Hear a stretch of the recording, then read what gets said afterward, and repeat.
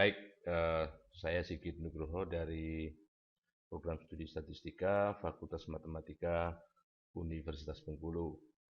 Materi yang akan saya sampaikan saat ini adalah yang berkaitan dengan pendahuluan ke metode statistika atau saya beri nama di sini apresiasi statistika.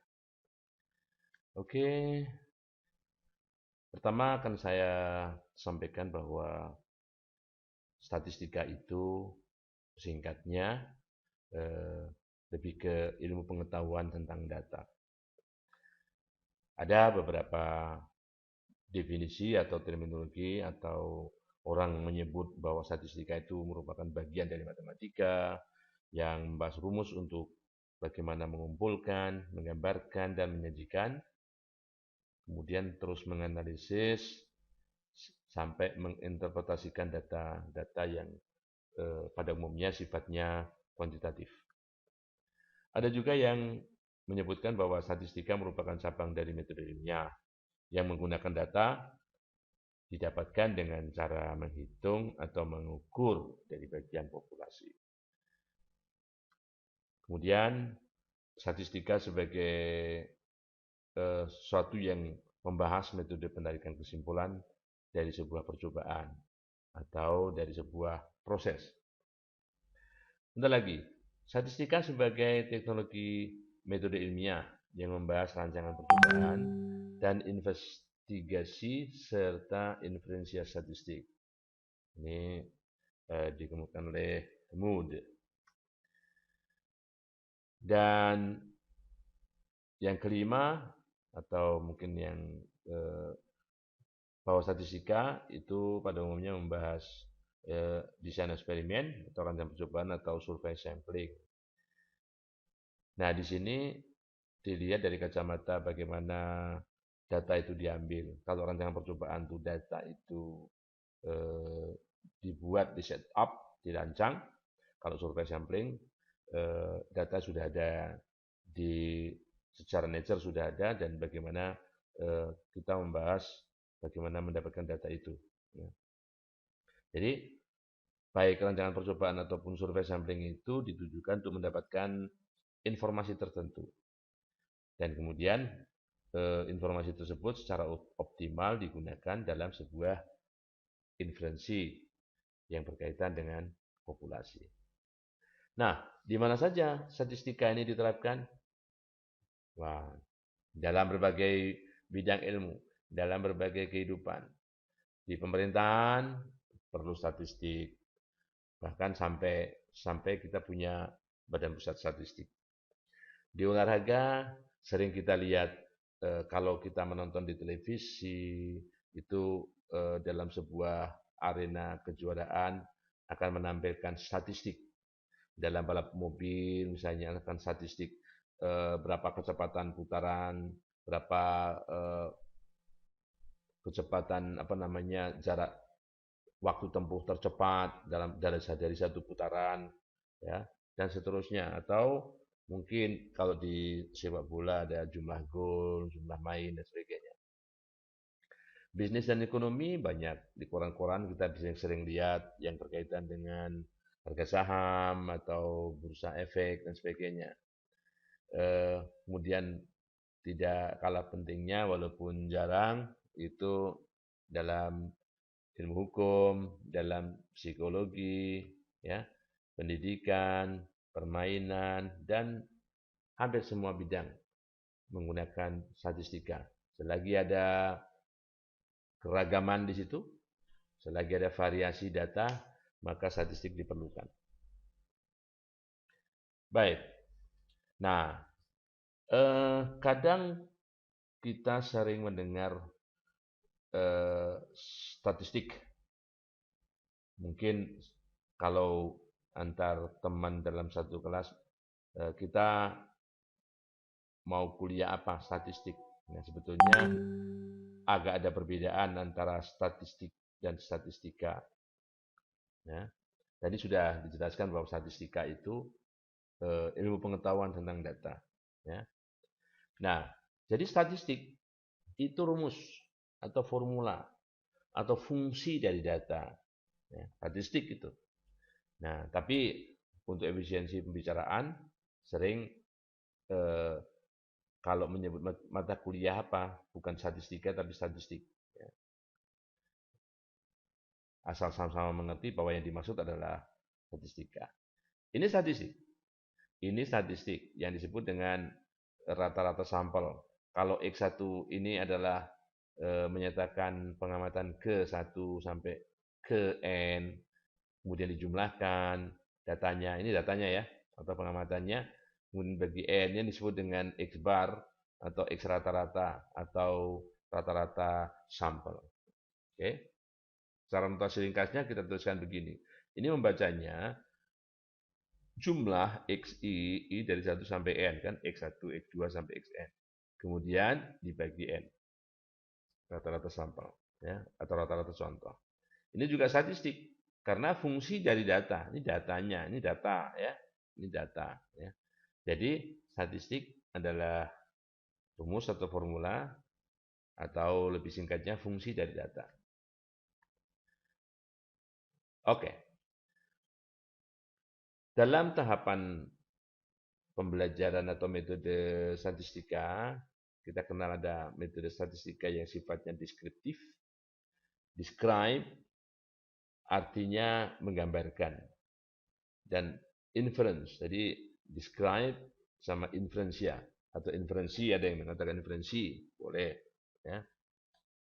Nah, kalau statistika deskriptif, ini ditujukan untuk menggambarkan dan menganalisa data dengan menghitung sedikitnya misalnya satu statistik contoh. Misalnya menyampaikan dengan cara membuat grafik atau tabel dan sebagainya ya. Oke, jadi penyajian data dengan statistik sederhana. Jadi, ada sekumpulan data, rata-ratanya sekian, standar deviasinya sekian, variannya sekian, misalnya begitu. Deskriptif statistik dan banyak lagi. Atau menggambarkan dalam bentuk tabel atau menggambarkannya dalam bentuk diagram atau grafik. Sedangkan statistika inferensia ini lebih ke digunakan untuk interpretasi hasil-hasil atau hitungan statistik-statistik yang diperoleh dari statistik contoh yang tujuannya diantaranya adalah untuk mengestimasi. Mengestimasi apa? Mengestimasi parameter populasi itu. Kalau populasi itu continue, dari bahasa continue, dan karena continue, dia punya distribusi yang menggunakan parameter. Nah, parameter-parameter populasi itu yang umumnya tidak diketahui berapa besar yang sebenarnya. Dan juga kita bisa melakukan pengujian-pengujian hipotesis yang berkaitan dengan parameter-parameter populasi tersebut. Oke. Nah, untuk mempelajari statistik dari dasar, mungkin perlu kita tahu terminologi-terminologi yang sering digunakan. Yang pertama yaitu peristiwa atau event, peristiwa. Nah, peristiwa itu satu atau lebih dari semua kemungkinan outcome atau luaran dari sebuah tindakan. Tindakan itu trial. Kalau tindakan diulang berkali-kali, namanya eksperimen atau percobaan. Jadi eksperimen atau percobaan ya, menghasilkan event atau peristiwa. Suatu peristiwa dikatakan sederhana ya, apabila hanya memiliki satu kemungkinan. Hanya anggotanya hanya satu. Misalnya munculnya as, kalau kita bermain kartu bridge standar itu munculnya as speed. Speed ini speed ya, speed, heart ya, clover, diamond. Ya. Jadi munculnya ini saja. Munculnya as speed saja itu sederhana. Tapi kalau tidak sederhana berarti majemuk. Jadi munculnya kartu as. As itu ada as speed, as heart, as diamond, as clover. Jadi ini peristiwa majemuk. Ya, peristiwa majemuk. Ini kalau muncul ini saja peristiwa sederhana. Ya. Jadi kalau anggotanya lebih dari satu, ya majemuk. Oke. Nah, dari peristiwa tersebut karena misalnya pada saat pengambilan kartu bridge yang standar ini dari yang sudah di shuffle ya, yang sudah dikocok gitu, nah, akan menimbulkan apa yang disebut dengan change, kemungkinan, kemungkinan terambilnya. Karena change itu secara kuantitatif dinyatakan dalam sebuah ukuran yang namanya peluang, peluang suatu peristiwa. Oke, peluang adalah suatu nilai di antara 0 dan 1, inklusif. Artinya 0 bisa, 1 juga bisa. Jadi nilai di antara 0 dan 1 itu menggambarkan besarnya kesempatan. Munculnya suatu peristiwa tertentu pada kondisi tertentu. Nah, kenapa saya tekankan pada kondisi tertentu? Misalnya, cara menarik kartunya. Ya, cara menarik kartunya itu misalnya atau di tengah-tengah atau yang paling bawah saja setelah dikocok ya, atau yang paling atas saja gitu ya. Atau kalau misalnya tidak pakai kartu, misalnya melempar koin, cara melempar koin itu di flip gitu ya. Flip itu kayak lempar undi, seperti lempar yang digunakan untuk undian eh, siapa yang main duluan misalnya. Itu lempar undi. Kalau misalnya peristiwa kondisi tertentunya adalah cara flipping, tidak bisa dilempar sembarangan atau bahkan dibanting misalnya. Oke. Nah, cara melakukan peluang ini, cara menentukan peluang ini ada secara ilmiah dua ini yang ilmiah ya, yaitu metode klasik atau a priori dan metode frekuensi atau a posteriori. Metode yang ketiga ini hanya boleh digunakan apabila kedua metode pertama ini tak dapat dihitung, tidak ditentukan. Jadi hanya boleh, karena ini kurang ilmiah, subjektif, namanya juga subjektif, tergantung yang menentukan. Asal nilainya di antara 0 dan 1 ya, itu subjektif. Nah, jadi misalnya yang disebut dengan metode klasik atau a priori, prior itu pre artinya kalau misalnya kita punya kartu prabayar, kita bayar dulu baru bisa pakai. Nah, jadi kalau di sini prior ini kita artinya sebelum ada data. Jadi sebelum ada data ya, atau tanpa data atau tanpa tindakan, tanpa melakukan percobaan, kita sudah bisa menghitung peluangnya.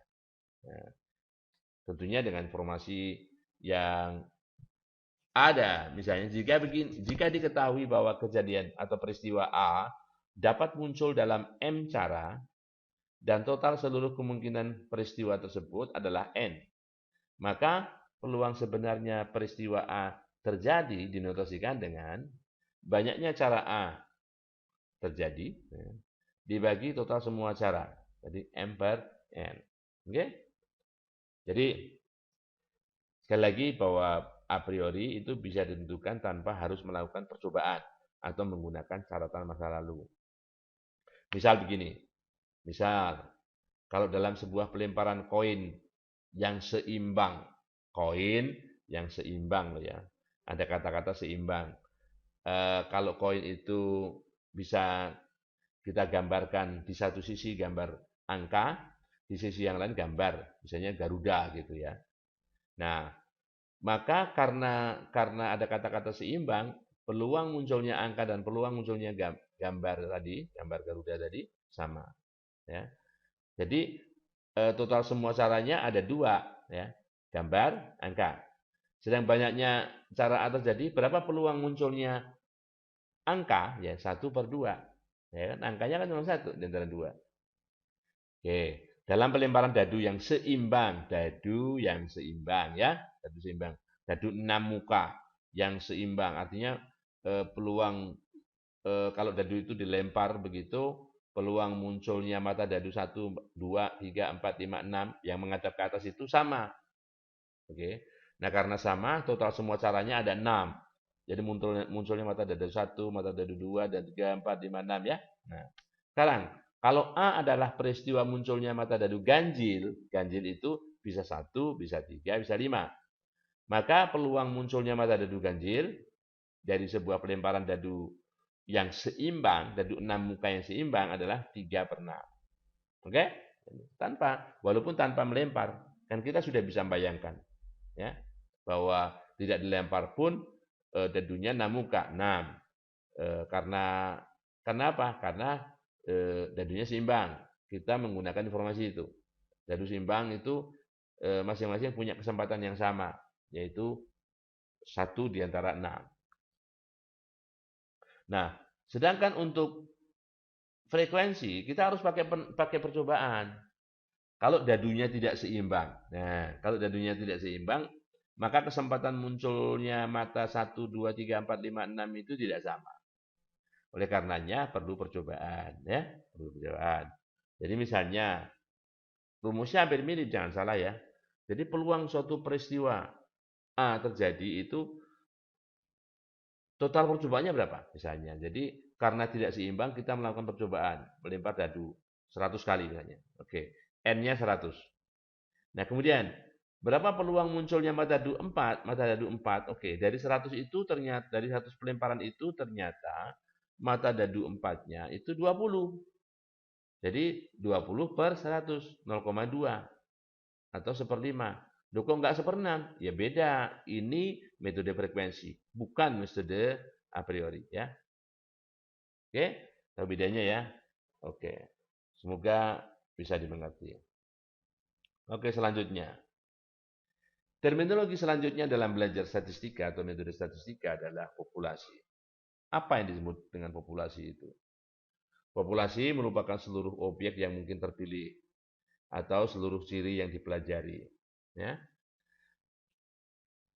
Kalau kita bicara parametrik, ya, statistika parametrik, maka populasi tersebut punya apa yang disebut dengan parameter.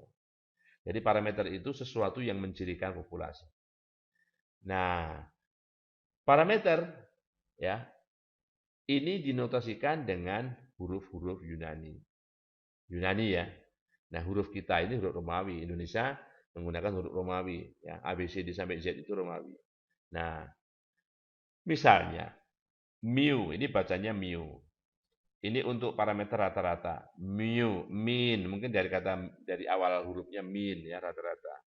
Sigma, standard deviation. Sigma bacanya. Pi, rho, theta. Nah, secara umum notasi untuk parameter itu theta. Oke. Jadi sudah saya sebutkan. Nah, sekarang bagian dari populasi itu disebut dengan contoh atau sampel, bagian dari populasi ya. Nah, untuk apa contoh? Nah, karena bisa saja dalam satu dan lain hal populasi itu berukuran sangat besar. Jadi pengamatan untuk seluruh populasi itu costly, artinya makan biaya yang banyak. Oleh karenanya kita bisa melakukan pendekatan secara ilmiah, yaitu dengan menggunakan apa yang disebut dengan sampel atau contoh.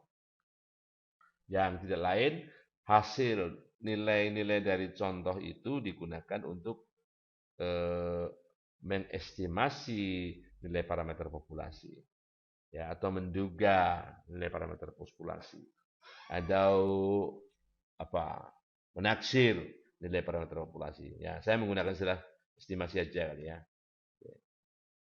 Oke. Nah, nilai yang diperoleh dari sampel tersebut disebut dengan nilai statistik. Nilai statistik ya. Nah, oke. Oke, tadi sudah saya singgung sebentar kenapa mengambil sampel, karena keterbatasan sumber daya, bisa saja waktu, bisa saja tenaga, biaya, dan sebagainya yang mungkin akan berakibat pada kita sehingga kita tidak dapat memperoleh data populasi. Ya. Lebih jauh, tidak dapat menghitung nilai parameter populasi yang sesungguhnya. Oke.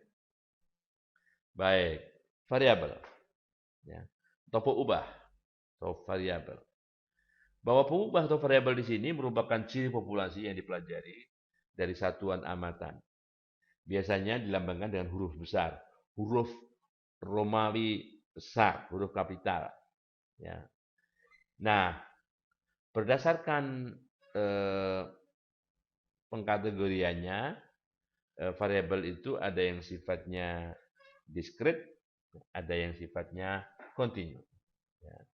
Ada yang menggunakan istilah nanti diskrit itu untuk variabel-variabel yang sifatnya kategorik. Ya. Oke. Diskrit artinya nilainya terisolasi. Ya. Biasanya karena didefinisikan atau didapat dengan cara menghitung.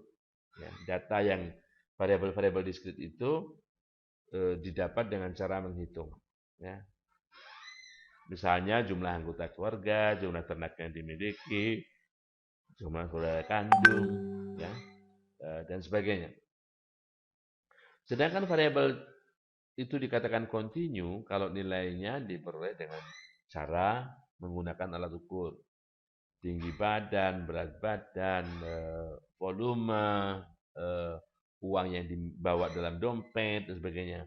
Meskipun uang yang dibawa dalam dompet itu, ya, nominalnya bilangan-bilangan bulat. Nah, tapi secara teori bahwa karena dia satuan pengukuran yang sifatnya kontinu, ya, betulnya ada. Kalau misalnya ada beberapa bank yang menuliskan bunga itu tetap dalam sennya, sen, ya, pendekatan sen. Misalnya 555.555 rupiah 55 sen misalnya gitu ya. Sen itu per 100. 100 sen itu 100 ya. Oke. Jadi 1 rupiah 100 sen rupiah. Nah, untuk itu kita bisa dibantu dengan menggunakan apa yang disebut dengan skala pengukuran data. Dari data itu ada skala pengukurannya. Nah, yang pertama skala pengukuran yang namanya nominal. Bahwa angka di sini hanya menunjukkan kategori. Ya. Seperti apa skala pengukuran yang nominal itu? Misalnya variabel-variabel jenis kelamin, laki-laki perempuan, ya kan? Status pernikahan, misalnya belum pernah nikah, nikah, pernah nikah, misalnya, atau menikah dan tidak menikah saja boleh. Kepegawaian ada TNI Polri, apa namanya, PNS dan sebagainya ya, pegawai BUMN dan sebagainya. Itu nominal. Karena apa? Khususnya yang misalnya jenis kelamin laki perempuan, sewaktu kita mau angkakan dalam bentuk 1 0, mana yang 0, mana yang 1, terserah kita. 0 laki-laki boleh, 1-nya perempuan. Atau kebalik Pak, 0 perempuan, 1 laki-laki boleh juga. Status pernikahan misalnya menikah dan tidak menikah. Kalau menikah 1, tidak menikah 0, ya. Dan seterusnya. Atau kepegawaian. Misalnya ada yang menggunakan 1 TNI Polri, 2 PNS, 3 pegawai BUMN dan sebagainya. Apa nggak boleh dibalik? Boleh. Ya. Boleh saja. Misalnya 1 pegawai BUMN boleh. Terserah. Karena skalanya nominal. Ya. Untuk skala ordinal, nah kalau ordinal ini skala nominal yang sudah diberikan tambahan sifat, yaitu kalau nominal itu kita tidak bisa mengurutkan, mana yang lebih dulu, perempuan apa laki-laki, atau laki-laki baru perempuan. Ya. Nah, kalau ordinal ini sudah ada unsur pemeringkatan, unsur pengurutan. Ya. Misalnya juara ke 1, kedua, ketiga, ada urutannya kan. Nah, data dalam bentuk peringkat. Datanya dalam bentuk peringkat.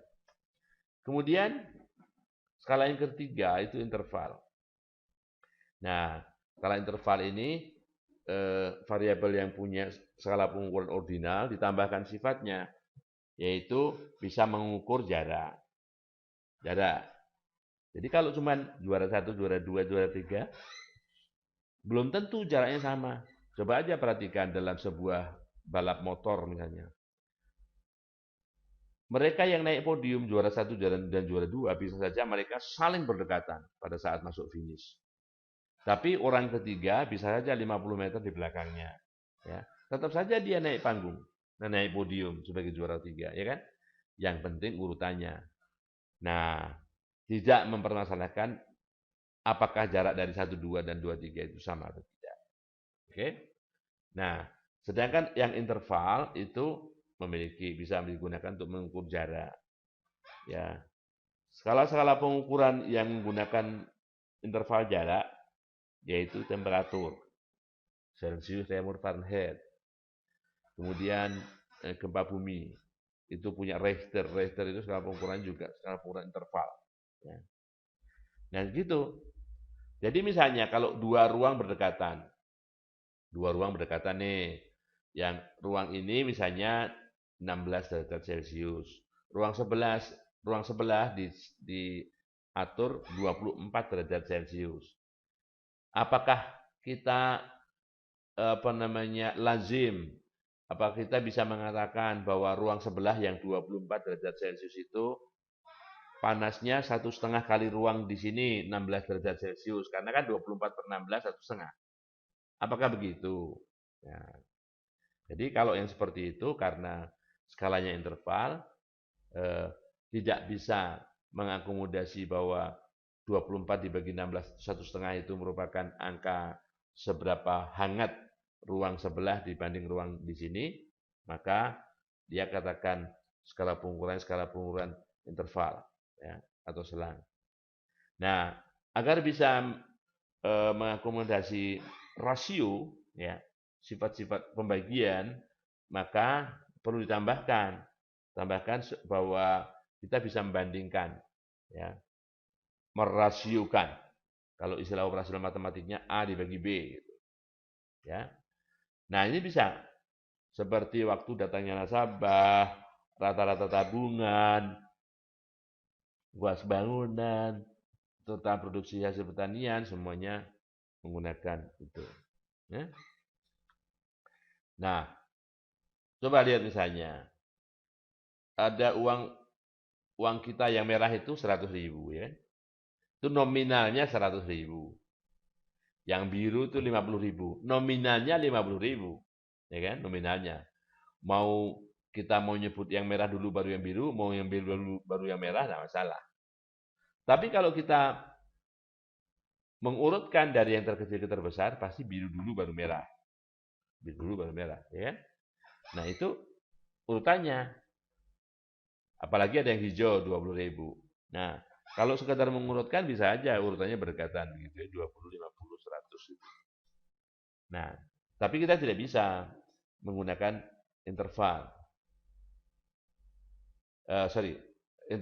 Kita tidak bisa menggunakan rasio. Jadi untuk ukuran-ukuran tertentu. Nah, tapi gini, untuk interval dari 100 yang uang merah tadi ke uang biru itu ada intervalnya. Selisihnya berapa? 50.000 kan? Oke. Nah, rasionya karena ini mata uang ya. Rasionya yang merah itu kalau ditukar biru jadi 2. 100.000 kalau ditukar jadi biru jadi 2. 2 kali 50.000 kan. Nah, jadi untuk mata uang ini memiliki sifat rasio. Jadi kalau dari atas sampai ke bawah ini ada hierarkinya. Semakin ke atas semakin primitif, semakin ke bawah semakin modern. Semakin punya banyak sifat. Ya. Oke. Bisa jadi kita perlu mengulas sedikit tentang himpunan, ya, bahwa himpunan itu adalah sekumpulan objek yang biasanya dinyatakan dengan tanda kurung kurawal kiri kanan, ya. Anggota dari himpunan tersebut, ya, bisa dinyatakan kalau misalnya sekumpulan saja dari anggota himpunan tersebut, maka ini kita bisa punya namanya himpunan bagian. Himpunan semesta itu kalau anggotanya semua objek yang dipelajari atau seluruh populasi, ya. Sedangkan himpunan bisa kosong kalau tidak punya anggota.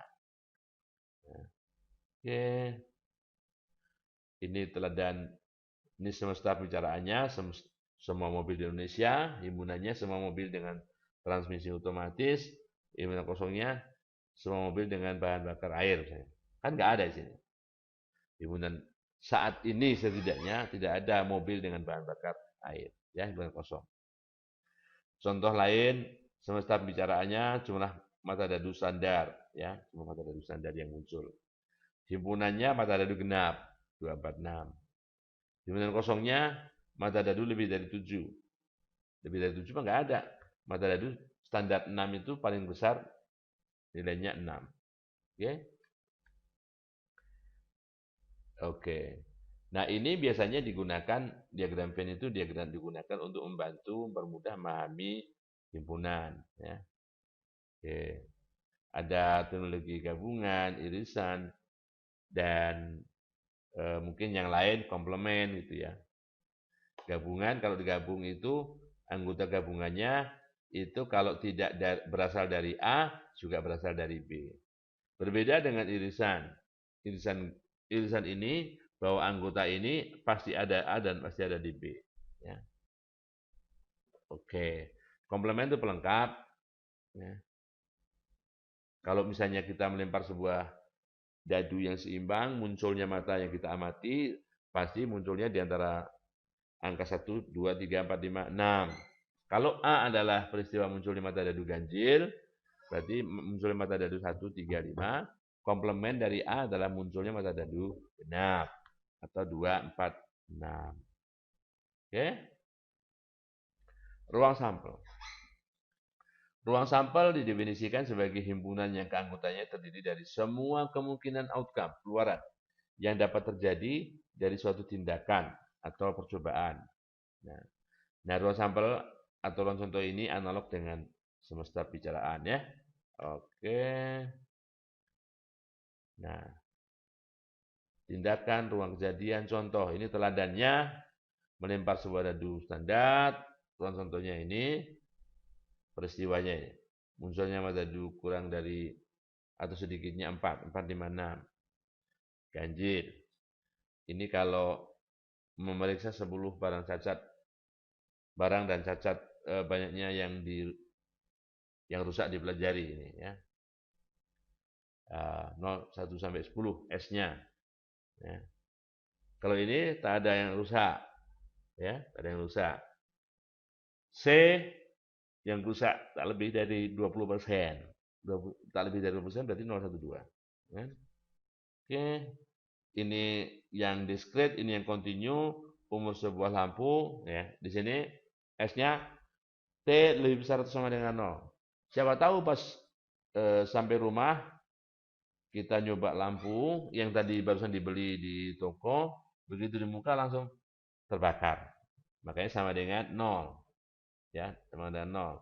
Tapi positif juga bisa. Jadi ini yang sifatnya kontinu. Ya. Aksioma peluang. Nah, bukti diri yang secara umum telah diterima kebenarannya itu disebut aksioma. Ya. Ada 3 aksioma dasar dalam sebuah penghitungan peluang yang akan disarankan. Yang pertama, bahwa peluang itu tidak negatif. Ketidaknegatifan. Ya. Tidak ada peluang negatif. Peluang A lebih besar sama dengan 0. Sama dengan 0 kalau peristiwa itu ya mustahil terjadi. Kalau kepastian ya ekstrem lawannya yaitu peluang sebuah peristiwa yang sama dengan 1 nilainya ini kepastian pasti terjadi. Ya. Sedangkan yang gabungan ya, ini bisa digunakan cara menghitungnya bahwa peluang gabungan AB adalah jumlah peluang masing-masing dikurangi irisannya.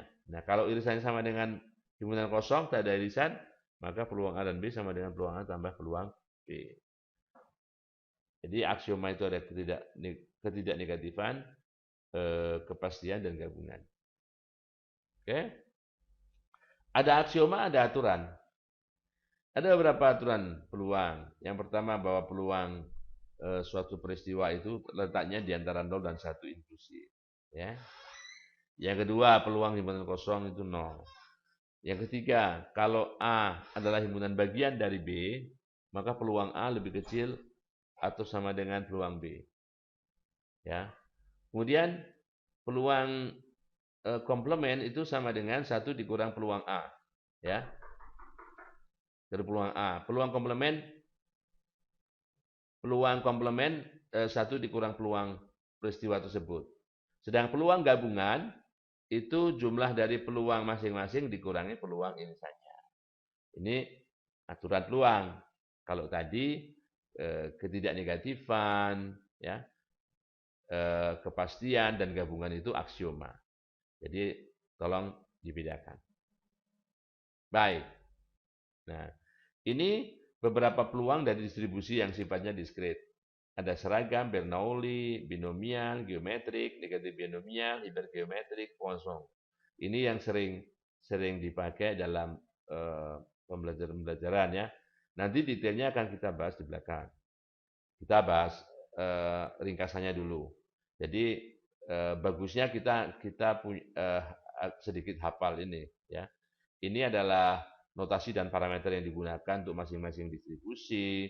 Di sini peluang fungsi kepekatan peluang dan ini rata-ratanya, ini variannya. Oke. Dan ini yang continue, ada seragam, normal, gamma, eksponensial 2 parameter, eksponensial ganda, Weibull, Pareto, beta. Ya. Dan oke.